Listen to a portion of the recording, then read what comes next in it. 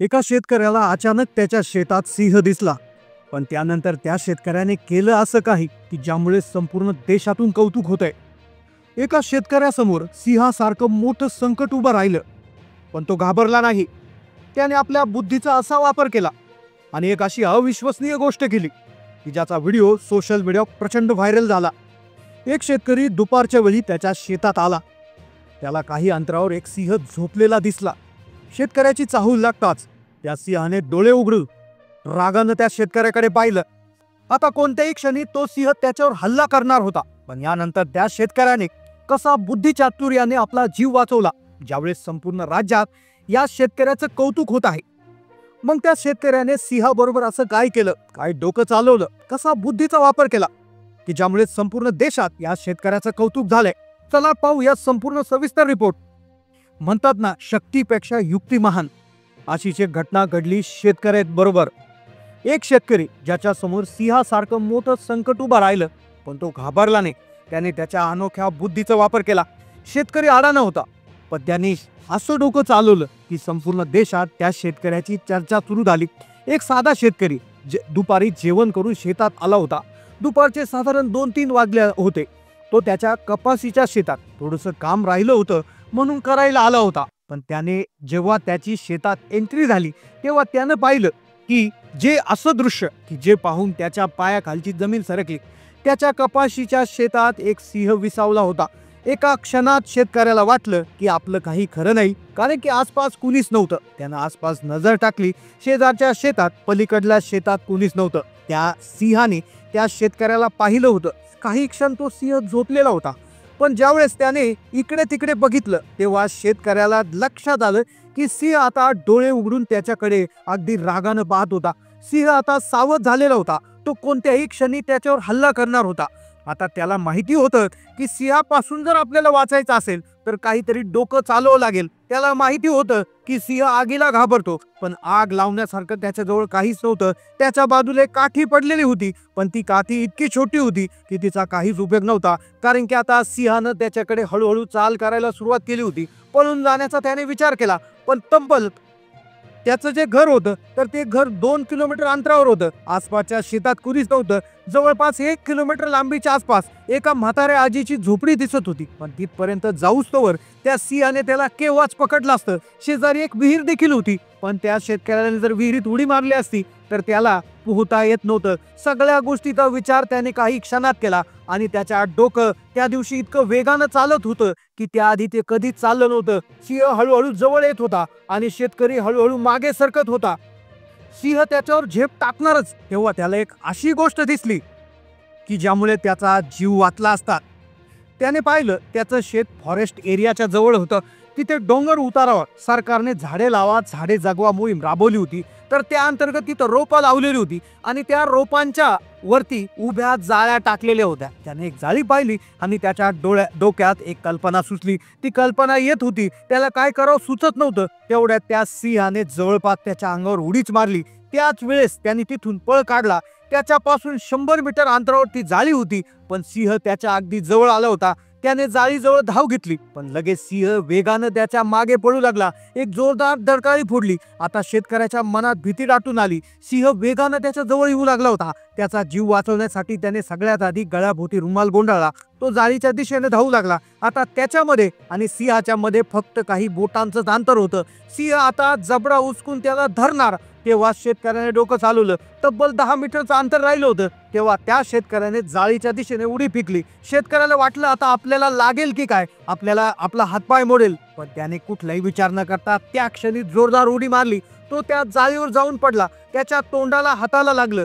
जाळी बाजूला जाऊन पडली। त्याने तात्काळ विजेच्या वेगानं ती जाळी आपल्या अंगावर उडून घेतली। आता तो पूर्णतः जाळीच्या आतमध्ये होता। सिंहाने त्याला पकडण्याचा प्रयत्न केला। त्याचे पंजे जाळीला लागले। आता सिंह त्याला थेट इजा करू शकत नव्हता, तरी पण तो पूर्णपणे सुरक्षित नव्हता। त्याची ती जाळी होती तर ती जाळी त्याच्या उंचीपेक्षा बारीक होती, म्हणजे ती जर घातली तर त्याच्या गुडघ्यापासून खालचा भाग ओपन राहत होता आणि जर वर केली तर छातीपासून वरचा भाग ओपन राहत होता। सिंहाने त्याला 1-2 वेळा पंजा मारून बाहेर ढकलण्याचा प्रयत्न केला। आता सिंहाच्या लक्षात आलं होतं की याच्या अंगाभोवती जाळी आहे, पण सिंहानं पाहिलं त्याचे पाय मोकळे आहेत, त्याचा वरचा छातीचा वरचा भाग मोकळा आहे। आता शेतकऱ्याच्या देखील लक्षात आलं होतं, जर या अंगाभोवती पूर्ण जाळी नसेल तर हा सिंह आपल्याला केव्हाच मारून टाकेल. मग त्याने डोकं चालवलं. तो जाळीचा जो हात आहे तो काय केलं, ते गुडघ्यावर बसला, जेणेकरून त्या जाळीची उंची आणि त्याची उंची एकत्र बसेल. अशा प्रकारे पूर्ण अंगाभोवती त्याने जाळी गुंडाळून घेतली. तरीही तो सिंह थांबला नाही. तो बाहेरून त्याला पंजा मारून पकडण्याचा प्रयत्न करत होता. काय वेळ झुंज चालली. शेवटी सिंहानं त्याला जोरात ढकललं. तो पडला तेव्हा त्यानं जाळी इतकी घट्ट धरली होती की तो बाहेर आला नाही. थोड्या वेळाने सिंह शांत झाला. आता नुसता जाळीत बसून चालणार नव्हतं. शेतकऱ्याला समजलं होतं. आता शेतकऱ्याला लक्षात आलं होतं की आता पुढे काहीतरी डोकं लावावं लागेल. पण यानंतर शेतकऱ्याने असं डोकं लावलं की ज्याचा विचार कोणी करू शकत नाही. म्हणतात ना, जेव्हा संकट येतं तेव्हा भगवंत काहीतरी मार्ग दाखवतो. आता भगवंताने एक कल्पना त्याच्या डोक्यात टाकली. ती जाळी जी दिली होती तिथून पुढचं काम आता शेतकऱ्याला करायचं होतं. ती जाळी त्याच्या अंगभर पुरत नव्हती, म्हणून तो गुडघ्यावर बसून होता. गुडघ्यावर तो बसला ती पूर्ण जाळी त्याच्या शरीरावर जायची. थोडंसं बाहेर निघत होतं, पण त्या सिंहाचं एवढं लक्षात येत नव्हतं. सिंह त्याला हळूहळू पंजा मारण्याचा प्रयत्न करायचा, पुढे मागे ढकलायचा. पण त्यानं ती जाळी इतकी पक्की धरली होती की त्याला माहिती होतं आता आपल्याला इथं थांबून जमणार नाही, पुढे जायचं आहे. म्हणून त्याने धीर धरून उभा राहण्याचा प्रयत्न केला. तो जाळी घेऊन हळूहळू चालू लागला. 5-6 फूट पुढे गेला की तो सिंह पुन्हा उठला आणि त्याच्या दिशेने धावला. शेतकऱ्याला कळलं, आपण जर चाललो तर हा सिंह हल्ला करतो, म्हणून तो पुन्हा खाली बसला. अर्धा तास तो तिथंच बसून राहिला. त्याला माहिती होतं असंच बसून जर राहिलं तर हा सिंह इतका जोरदार धक्का आपल्याला देईल की आपला जीव जाईल. त्याला माहिती होतं आपल्याला पळाल्याशिवाय वेळ हे नाही. त्यानंतर तो हळूच उभा राहिला आणि थोडासा वेगानं पुढे पळाला. पण सिंहही त्याच्या मागे पळाला. आता याच वेळी त्याच्या लक्षात आलं होतं की तो 200-300 मीटर पुढे चालून आला होता आणि ज्या म्हाताऱ्या आजीची जी झोपडी होती ती त्याला जवळ दिसत होती. एक आजी, वयस्कर आजी त्या झोपडीमध्ये राहत होती. ती झोपडी आता त्याला जवळ आल्यासारखी वाटत होती. पण सिंह त्याला 10 फुटाच्या पुढे जाऊ देत नव्हता. तो थोडासा चालला की सिंह अगदी वेगाने येऊन त्याच्यावर पंजा मारायचा. त्याला थोड्याफार जखमा आता होत होत्या. जोराने मारलं तर जाळीच्या आतून सिंहाचे नख त्या ठिकाणी त्याला लागत होते. आता जर अगदी वेगानं जर पंजा मारला असता तर कदाचित त्याला भरपूर नखानं जखम झाली असती. आता त्याला समजत नव्हतं नेमकं काय करावा. आता त्याला समजलं होतं आपल्याला शेवटी रिस्क घ्यावी लागेल. आता याच्यातून कसं बाहेर पडायचं, म्हणून तो आजीला हाका मारू लागला. पण आजीला काय आवाज जात नव्हता. आता तो त्याच्या शेतापासून थोडंसं लांब आला होता आणि त्याने आसपास बघितलं. त्याला वाटत होतं आता आपल्याला काहीतरी डोकं चालवावं लागेल. पण त्याच्यासोबत एक चमत्कार इथे घडला. शेजारी एक बाजरीचं शेत होतं. त्या बाजरीच्या शेतामध्ये एक पक्ष्यांचा मोठा थवा आवाज करत उडाला. त्याच वेळेस सिंहाचं लक्ष विचलित झालं. शेतकऱ्याला कळलं जर पक्ष्याचा आवाज आला की सिंह विचलित होतो. त्याचं दुर्लक्ष होतं आणि त्याला माहिती होतं की पक्ष्याचा आवाज आला की सिंह त्या ठिकाणी त्याच्याकडे 2-3 मिनिटं की व्हायना त्या ठिकाणी दुर्लक्ष करतो आणि तीच आपल्यासाठी मोठी संधी आहे. त्याने काय केलं, हळूच वाकून एक दगड उचलला, एक मोठा दगड उचलला आणि त्याने त्या बाजरीच्या शेताच्या दिशेने भिरकावला. तो दगड भिरकावल्यानंतर आणखी 40-50 पक्ष्यांचा एक मोठा थवा भरकन उडून गेला. आता सिंह आधीच भुकेलेला होता. ते पक्षी उडत असताना जमिनीपासून खूप अंतरावरून त्यांनी उडायला सुरुवात केली होती. त्यावेळेस सिंहाला वाटलं आपण यातल्या एखाद्याला पक्षाला पकडू शकू.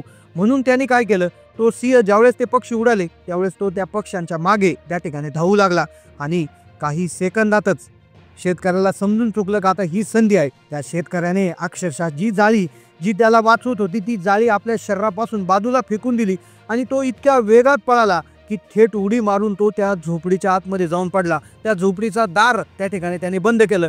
तेवढ्यात त्या सिंहाने त्याला बघितलं होतं आणि सिंहाचा वेग आणि माणसाचा वेग याच्यामध्ये किती नाही म्हणलं तरी फरक आहे.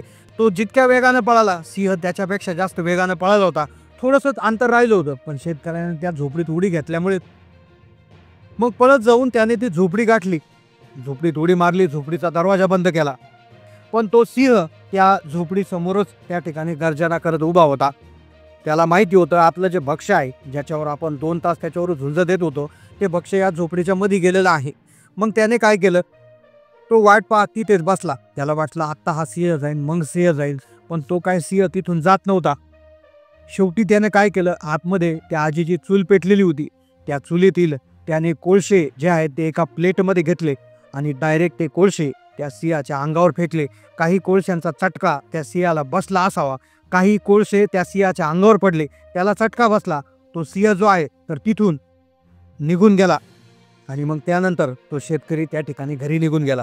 तो जोपर्यंत घरी जात होता त्याला तोपर्यंत वाटत होतं की सिंह आपल्या मागे. घाबरत घाबरत तो घरी पोहोचला आणि सगळी हकीकत त्याने त्याच्या घरच्यांना सांगितली. घरच्यांनी देखील परमेश्वराचे आभार मानले.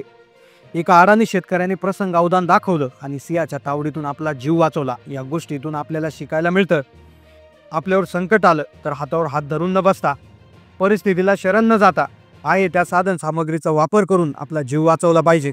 या घटनेविषयी तुम्हाला काय वाटलं नक्की कमेंट करून कळवा आणि चॅनलला नवीन असाल तर सबस्क्राईब करायला विसरू नका. धन्यवाद.